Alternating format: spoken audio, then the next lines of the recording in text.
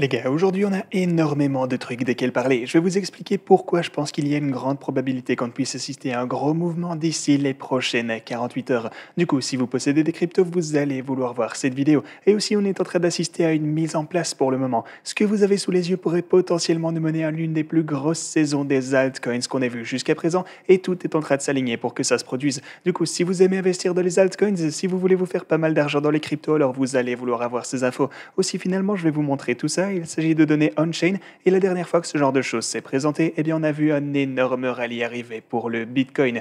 Du coup, vous pouvez voir que les choses se mettent en place exactement comme je vous le répète depuis quelques dernières semaines déjà. Les choses s'alignent de mieux en mieux. Mais ouais, vous allez vouloir voir cette vidéo du début jusqu'à la fin, les gars. Je vais vous expliquer tout ceci avec ce que vous devez savoir dès maintenant afin de vous faire le plus d'argent possible.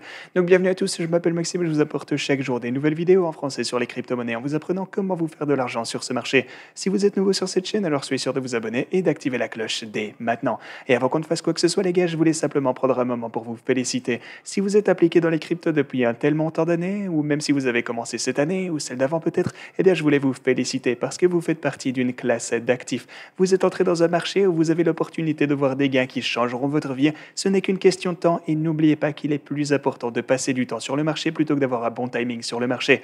Mais ok, pour commencer ici sur notre intervalle de 4 heures, ce que vous pouvez voir, c'est une sorte de petit retrait ici, comme on avait tendance à l'anticiper à l'approche de la ligne orange à 45 000 $.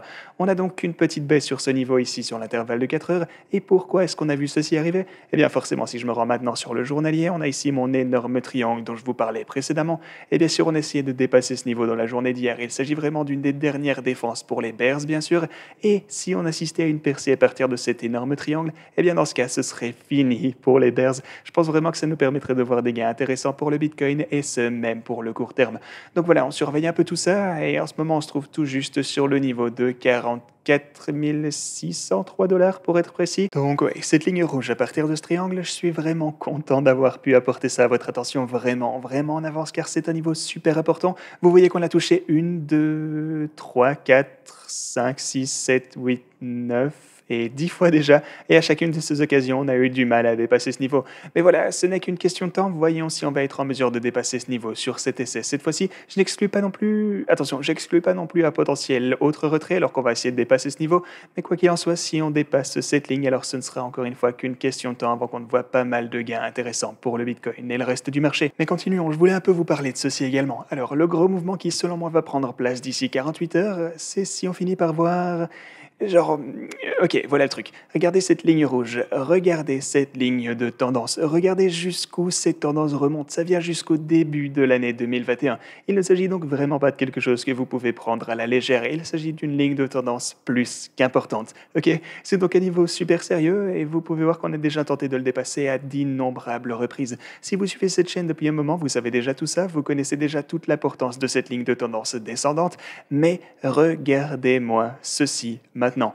Ok, alors on se trouve maintenant au-dessus de ce niveau, c'est pas rien, et cette chandelle va se clôturer d'ici 48 heures. Du coup, au sein des 48 prochaines heures, on va soit devoir assister à une chute, comme ça a été le cas précédemment, et revenir en dessous de cette ligne rouge, ce qui en soi serait tout de même un gros mouvement, pas vrai? Du coup, bah ouais, voilà un mouvement potentiel à voir arriver dans les 48 heures, ce qui voudrait dire qu'on aurait juste formé une mèche comme ceci avant de ne revenir clôturer la semaine en dessous de la ligne de tendance. On a déjà vu ça par le passé, ça peut arriver encore une fois, mais à un certain point, il va tout de même falloir qu'on clôture au-dessus de ça. Ce n'est qu'une question de temps. Et si alors aujourd'hui était le jour où on va pouvoir, enfin non, pas aujourd'hui, mais plutôt cette semaine, vous avez compris, donc dans 48 heures, donc si cette semaine était la semaine où on va pouvoir clôturer au-dessus de cette ligne rouge, et ça nous mènerait à d'énormes augmentations du prix du Bitcoin. Parce que regardez-moi ceci, une fois encore, ce niveau est super significatif. On a essayé de le dépasser à de multiples reprises, et en fait, on a même dépassé la résistance à une reprise ici, en partant pour former le deuxième pic, lorsqu'on est repassé de 40 000 $ jusqu'au all-time high que vous connaissez à 69 000. Donc ouais, voilà un sacré mouvement, mais ça fait maintenant un sacré moment aussi qu'on essaie de dépasser ce niveau. Donc ouais, voyons si demain, dimanche, non, dans 2 jours, ça va être la fameuse semaine où on va pouvoir clôturer au-dessus de cette résistance. Et je vais évidemment vous tenir informé de ça sur Twitter, les gars. Et ouais, si jamais aussi on vous disait qu'il y a pas mal de chances que le Bitcoin ne puisse se hisser jusqu'à 50 000 $ cette semaine. On a posté ça le 22 mars, donc bien sûr à ce point, les gens ne pensaient pas en général que ça puisse réellement se passer comme ceci. Mais bah, je pense vraiment que c'est possible. Voilà le truc. Si on assiste à une clôture au-dessus eh bien, déjà sur l'intervalle journalier au-dessus de ce triangle, mais aussi sur l'intervalle hebdomadaire au-dessus de cette ligne rouge, eh bien, il est tout de même plausible qu'on puisse vraiment voir une poussée qui nous amènerait jusqu'à la prochaine résistance ici à 50 000 dollars. Donc voilà ce qu'on est en train de surveiller pour le moment, mais une fois encore, je veux réitérer que c'est seulement et seulement si on parvient à clôturer au-delà de ce niveau, parce qu'on pourrait très bien le voir aussi un retrait éclair en dessous de la résistance. Le seul truc à faire, c'est d'attendre la fin du week-end et je vous tiendrai évidemment informé de tout ça. Et aussi, vous savez que le dimanche soir, les marchés traditionnels vont ouvrir. Et sur les marchés traditionnels, on se trouve maintenant au sein de la boîte orange ici. Donc, genre, voilà, si on pouvait dépasser ce niveau, ça va également être super positif pour le Bitcoin et les cryptos en général, bien sûr. Ces marchés vont donc ouvrir le dimanche soir, tout juste au moment où on va clôturer cette chandelle d'ailleurs. Donc, vous pouvez un peu voir comment les choses sont en train de se mettre en place. Et aussi, les gars, comme vous le savez, j'ai investi lourdement dans le Bitcoin lorsqu'on a clôturé. Non, pardon, décidément, quand on s'est rapproché du niveau de 30 000 dollars ici, parce que comme vous le savez, j'ai pas arrêté de vous dire que je pensais qu'on avait déjà soit pu toucher le fond ici, ou alors qu'on n'était pas loin de trouver le bottom dans les environs de 30 000 dollars. Donc j'ai commencé à investir dans ces environs, mais malheureusement, le plus gros de mes ordres d'achat se trouvait vers les 30 000 dollars. Donc j'espérais qu'on puisse au minimum avoir une mèche vers ce niveau afin de bien remplir mes sacs. Mais voilà, malheureusement, ça ne s'est pas passé comme ça, mais je suis tout de même content d'avoir pu acheter du Bitcoin dans les environs de ce niveau tout de même intéressant. Donc voilà, c'est mieux que rien, évidemment. Et si on venait à assister à un nouveau retrait, par contre, jusqu'à ces niveaux d'ailleurs, eh bien, je serais le premier à acheter comme un dingue du Bitcoin. Mais forcément, vous connaissez déjà mon plan, étant donné que sur cette chaîne, j'essaye toujours de vous faire savoir ce que je compte faire à l'avance. Mais voilà, maintenant, parlons un petit peu de... Ouais, bah non, en fait, avant qu'on parle de ce qui serait potentiellement le plus gros rallye des altcoins ici de toute l'histoire, si vous voulez trader cette volatilité, vous avez mes plateformes préférées avec Bybit, où vous pourrez obtenir 4 530 dollars. Vous aurez des frais réduits sur Margex.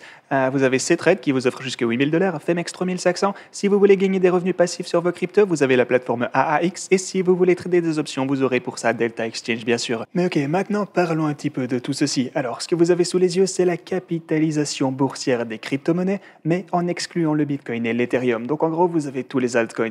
Ok, vous avez donc l'index juste ici, ou la ligne... Ouais, enfin, donc voilà l'indice de la capitalisation boursière totale des cryptos sans le Bitcoin et l'Ethereum. Voilà les chandelles que vous avez sous les yeux.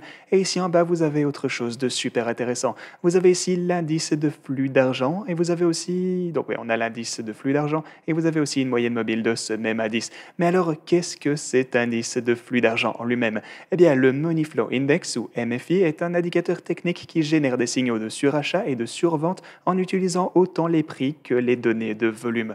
Au final, vous pouvez voir que ça ressemble un peu à RSI en quelque sorte, genre un indice de force relative, mais vous savez aussi les données de volume et pas seulement de prix. Donc voilà ce qu'on a ici sous les yeux.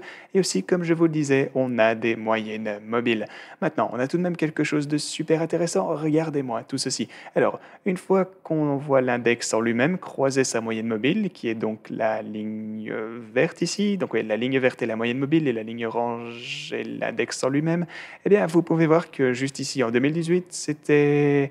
ouais, donc on a touché ceci à 2 reprises juste ici, et ensuite, donc on a chuté. Et lors de la 3e fois, lorsqu'on l'a vraiment dépassé, alors là, vous voyez qu'on a assisté à un énorme rallye de la part des altcoins.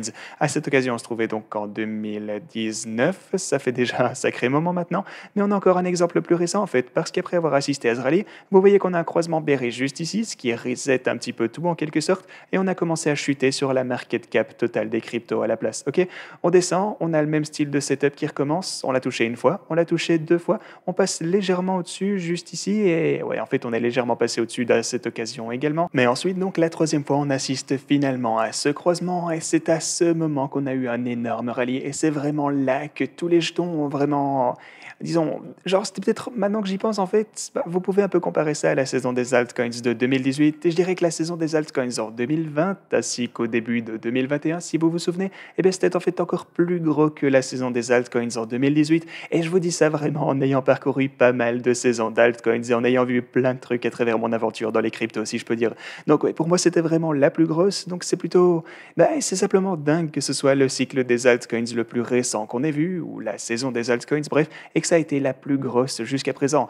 Mais enfin bref, continuons avec tout ça. Ensuite, on a donc ce croisement bearish et on a recommencé à setup assez similaire. On a touché une fois, on passe légèrement au-dessus juste ici, mais ensuite on a maintenant un 3e croisement. Du coup, à ce point, la question c'est de savoir si ça va pouvoir être le même style de croisement que ce qu'on a pu voir juste ici, et le même qu'on a pu voir juste là également en fait. Du coup, maintenant, est-ce qu'on pourrait encore assister à l'un des plus gros rallyes des altcoins qu'on ait vu jusqu'à présent?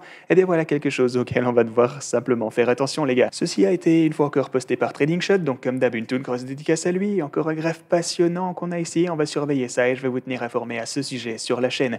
Et finalement, je voulais un peu vous parler de la HODL Wave de 1 an. Mais alors, qu'est-ce que c'est que tout ceci, vous allez me demander? Vous allez voir que c'est vraiment intéressant. Alors, la HODL Wave de 1 an, c'est un groupe de données qui en fait trie le Bitcoin par temps passé depuis qu'il a été bougé pour la toute dernière fois d'un wallet jusqu'à un autre. Du coup, par exemple, on peut voir le pourcentage de tous les Bitcoins qui n'ont pas encore été bougés d'un wallet vers un autre, et ce, pendant au minimum 1 an, donc la dernière année qui vient de s'écouler. Une autre façon de voir cela, c'est quel montant de Bitcoin est détenu dans des wallets qui sont supposés être détenus pour le long terme. Ok? Et ce que vous pouvez voir ici, c'est que sur l'index qu'on a juste là, la ligne orange que vous voyez ici, vous avez le prix du Bitcoin en bleu, donc la ligne orange représente l'indice, et on se trouve maintenant à 63%. Ok? Du coup, ceci, vous pouvez voir qu'en lui-même, c'est déjà réellement intéressant parce que vous pouvez voir qu'on se trouve à un all-time high. On n'a jamais vu autant de holders, de possesseurs de Bitcoin, donc, ou alors on peut dire qu'on n'a jamais vu autant de Bitcoin, en tout cas qui ont été détenus dans des wallets et par des gens en tout cas qui se contentent de les conserver, qui ne comptent pas les bouger, qui vont peut-être les conserver pour le reste de leur vie, qui sait. Vous pouvez voir qu'on se trouve à un niveau ici similaire sur l'index à 64% en fait, donc on se trouve pas exactement à all-time high, mais on se trouve tout juste en dessous, donc c'est déjà pas mal. Et à 64% ici, à ce moment, le Bitcoin se trouvait aux alentours de 11 000 $, ça fait un sacré moment, et à partir de ce point, on a bien sûr eu un pic à 64 000 $ et 69 000 $ juste ici après. Donc voilà quelque chose de super intéressant à voir, le fait qu'on se trouve ici au même style de niveau, et aussi on s'est trouvé encore d'ailleurs dans ces alentours une fois par le passé en 2016 juste ici, et à ce point on se trouvait à genre 61-62%, un truc du style, et juste après ça on a eu un énorme rallye une fois encore. Donc pour tout vous résumer, lorsqu'on se trouvait à ce point en 2016, on a vu d'énormes gains pour le Bitcoin, lorsqu'on s'est trouvé à ce point en 2019, on a vu d'énormes gains, et maintenant est-ce qu'on va pouvoir avoir le même genre d'action? Eh bien ça reste simplement à suivre. Et si jamais les gars, il s'agit ici de modèles, on se penche ici sur ce qui a pu se produire par le passé dans l'histoire lorsqu'on s'est trouvé dans des setups à peu près similaires, ok? Donc maintenant, est-ce que l'histoire se répète toujours? Non, pas du tout, mais souvent elle a tendance à rimer, donc je pense vraiment qu'on a de quoi se réjouir concernant ce qui va arriver pour le futur des cryptos les gars. Mais voilà, faites-moi savoir ce que vous pensez de tout ceci dans l'espace commentaire, j'ai hâte de vous lire. Merci beaucoup d'avoir regardé cette vidéo les gars, et moi je vous dis à la prochaine.